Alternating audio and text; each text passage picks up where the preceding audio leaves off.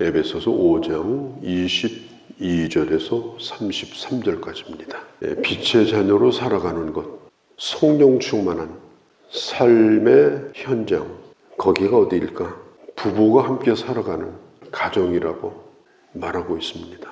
특별히 오늘 사도 바울은 교회와 그리스도의 관계, 그 관계를 통해서 남편과 아내 관계를 설명을 하고 있습니다. 오늘 바울은 두 가지를 다 설명하고 싶어 하는 것입니다. 부부관계만 말하는 것이 아니고 교회와 그리스도와의 관계, 우리와 그리스도의 관계는 어떤 관계인가? 이 두 가지를 같이 놓고 설명을 하고자 하는데, 그러면 이 좋은 부부관계의 모델이 뭐냐? 바로 그리스도께서 교회를 사랑하시고 또 교회는 그리스도를 사랑하고 그리스도에게 복종하는 이 모습이 바로 부부의 모습이어야 된다 하는 걸 한마디로 가르쳐주고 있는 것입니다.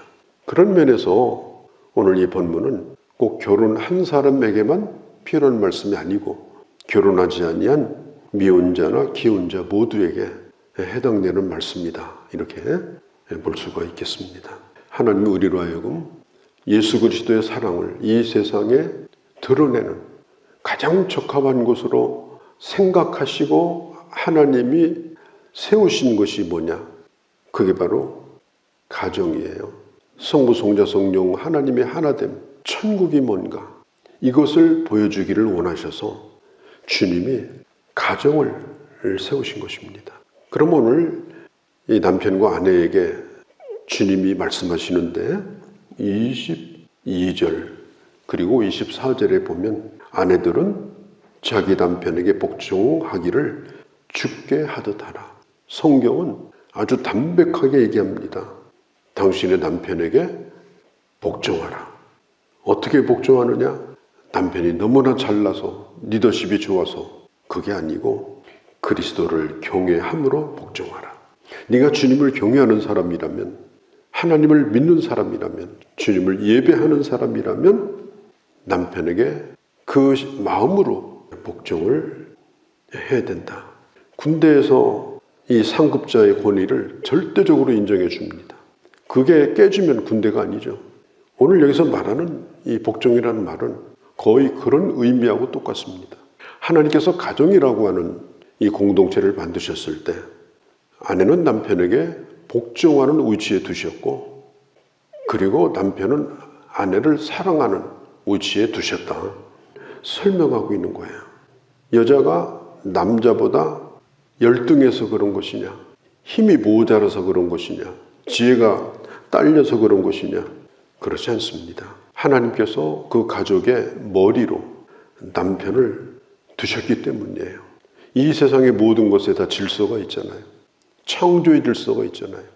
교회의 머리로 그리스도가 계신 것처럼 가정의 머리로 남편이 있고, 그 질서 속에서 아내는 남편에게 복종을 해야 됩니다. 성경에 보면은 아내는 남편을 돕는 배필로 삼으셨습니다. 이 복종과 순종이라고 하는 것은, 이것은 불평등한 게 아니에요.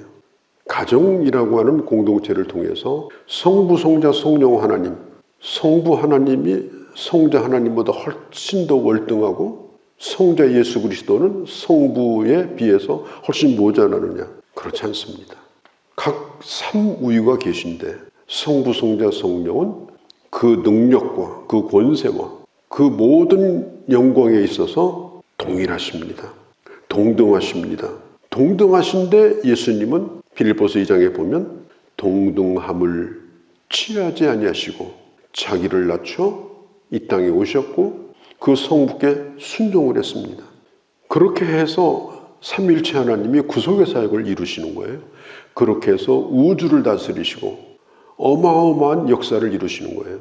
이 남편과 아내의 이 질서가, 이것이 깨져버리면 가정을 통해서 하나 되어 하나님이 이루고자 하는 하나님의 뜻을 이룰 수가 없습니다. 이것은 내 개인의 문제가 아닙니다. 삼일체 하나님이 하나 되어서 하나님 역사를 이루는 것처럼 그 능력에 있어서, 그 지위나 그 모든 가치에 있어서 남편과 아내는 동등합니다. 누가 열등하지 않습니다. 그럼에도 불구하고 하나님의 질서를 따라서 살아가는 것은 삼일체 하나님이 어떤 분인가? 하나님의 영광이라는 건 뭔가? 하나 되어서 어떻게 위대한 일을 이룰 수 있는가? 그걸 보여주는 것이 바로 이 가정의 질서인데, 그것 가운데 하나가 바로 아내가 남편에게 복종을 하는 것입니다. 어떻게? 교회가 그리스도에게 하듯. 교회는 그리스도에게 절대 복종합니다. 머리 대신 그리스도를 떠나면 그건 교회가 아닙니다. 그건 이단입니다. 마찬가지입니다. 가정도 부부가 동등하지만 그러나 남편에게 복종함으로 그 가정이 가정다운 가정이 되는 겁니다.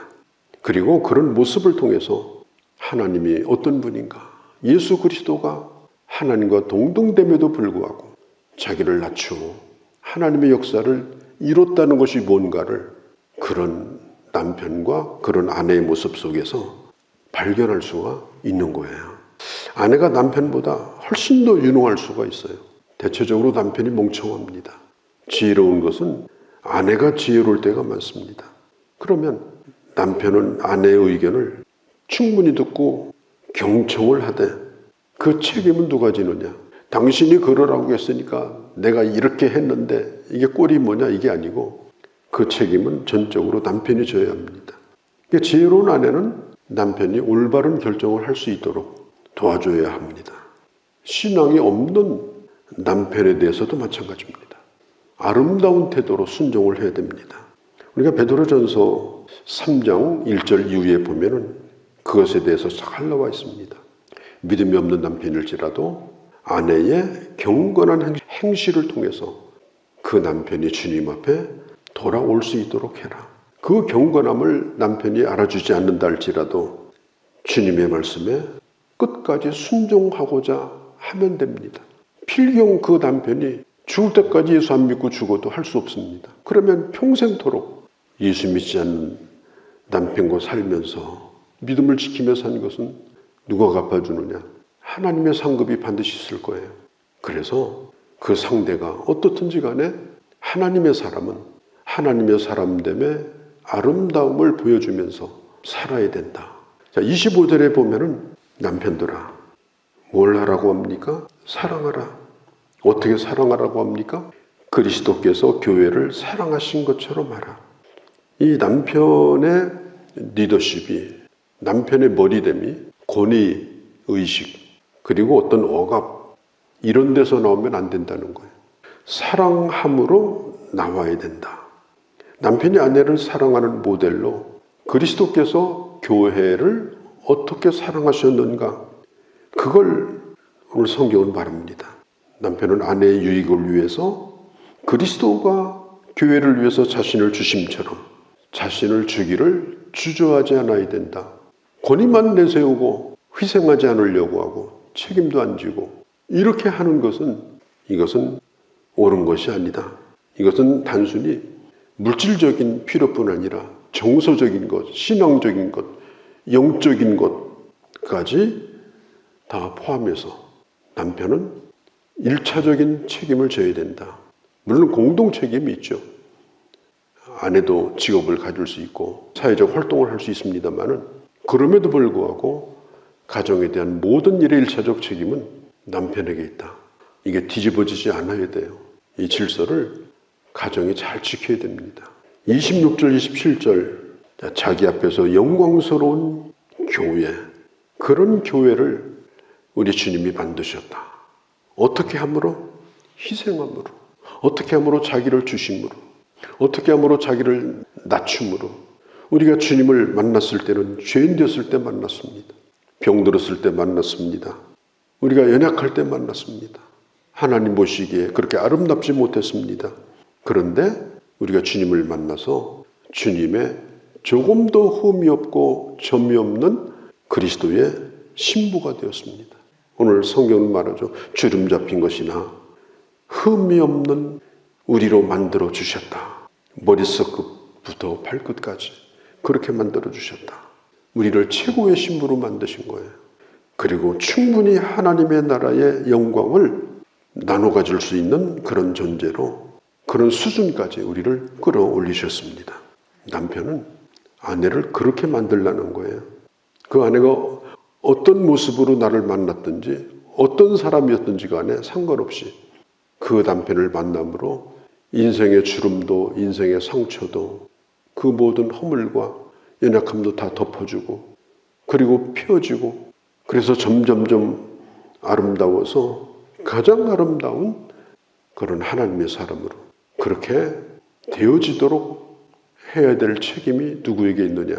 남편에게 있다. 만나서 씻을 수 없는 상처만 주고 고통을 주고 저 남편 만나기 전에 내가 괜찮았는데 어찌하다 내가 이렇게 됐는가? 이렇게 생각하도록 만들면 안 되는 거예요. 그리스도가 교회를 그렇게 했듯이 사랑하되 그렇게 사랑해야 된다. 육신적인 거, 뭐 잘 먹고 잘 먹이는 거, 그것을 뛰어넘어서 그 인생을 그렇게 빛나게 해줘야 된다. 그게 오늘 성경이 말하고 있는 거예요. 그래서 그 아내가 하나님 앞에 갈 때는 가장 아름다운 모습으로 갈 수 있도록 그렇게 하라. 이렇게 성경은 말하고 있습니다. 특별히 32절에 보면 부모를 떠나라는 말이 나와요. 이 결혼이라고 하는 것은 떠나는 겁니다. 결혼식장에 가면은 여자는 아버지의 손을 잡고 그 결혼을 출발합니다. 그러나 몇 미터 되지도 않습니다. 거기서 안 놓으면 큰일 납니다. 그리고 신랑에게 넘겨줍니다. 거기까지입니다. 그리고 신랑 손 붙잡고 들어가는 거예요. 인생은 떠나는 거예요. 10달 동안 품었어도 그 아이는 이 세상에 태를 끊고 엄마를 떠나서 나오는 겁니다. 끝까지 나는 태줄을 끊지 않겠다, 안 나오겠다, 그러면 큰일 나는 거예요. 끊임없이 떠나는 일을 합니다. 그리고 결정적으로 떠나게 만드는 것이 뭐냐? 바로 그게 자녀를 결혼시켜 내보내는 거예요. 그래서 가정을 이루면 남편과 아내는 독립된 가정으로 설 수 있도록 해야 됩니다. 경제적으로, 정서적으로, 영적으로 독립된 가정으로 그렇게 살 수 있도록 도와주고 지나친 간섭, 부모는 자녀를 끝까지 책임져야 된다. 어떻게 책임져요? 책임질 거 한 가지도 없습니다. 떠나보내는 일을 하지 못하면 누가 불행하냐? 자녀들이 불행해져요. 스스로 할 수 있는 것이 아무도 없어요. 일찌감치 떠나보내야 됩니다. 그렇게 해서 스스로가 독립해서 설 수 있도록. 그리고 오늘 성경에 있는 대로 이런 아름다운 부부로 정말 독립된 가정을 이루어서 그 품 안에 난 자녀들을 잘 기르는 그런 어머니와 아버지로서의 역할을 잘 할 수 있도록 기도하고 그리고 도와주는 일만 하면 되는 거예요. 시댁 때문에 부부가 싸우고 친동 때문에 싸우고 그것 때문에 도저히 나중에는 양가가 싸우고 그래서 가정이 파탄나고 이런 일 얼마나 많아요. 결혼식 준비할 때부터 싸워요. 이 떠나보내는 것이 정말 중요하다 하는 겁니다. 31절에 이 비밀이 크도다. 교회에 대하여 말하노라. 그러니까 사도 바울이 이 결혼 얘기를 하면서 바울이 정말 하고 싶었던 얘기는 결혼에 대한 얘기뿐이 아니에요. 교회와 그리스도와의 관계가 그러해야 된다는 겁니다.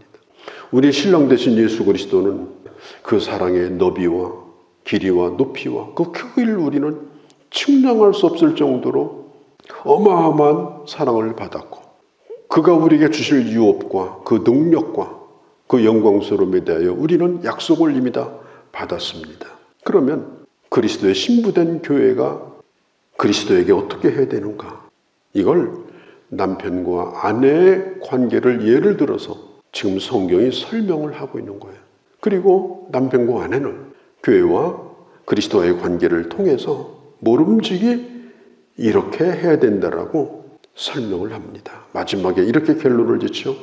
너희도 각각 자기 아내를 사랑하기를 자신같이 하고 아내도 자기 남편을 그렇게 존경하라. 거룩하신 우리 아버지, 오늘 교회와 우리와의 관계 그리고 남편과 아내와의 관계를 오늘 성경이 비유하여 설명하고 있는 걸 저희가 들었습니다. 이 비밀이 크도다. 이 아름다운 비밀을 행복하게 가정에서도 풀어가고 교회에서도 이걸 경험하면서 살아가는 참 복된 주의 자녀들이 다 되게 하여 주시옵소서. 우리 주 예수님의 이름으로 기도하옵나이다. 아멘.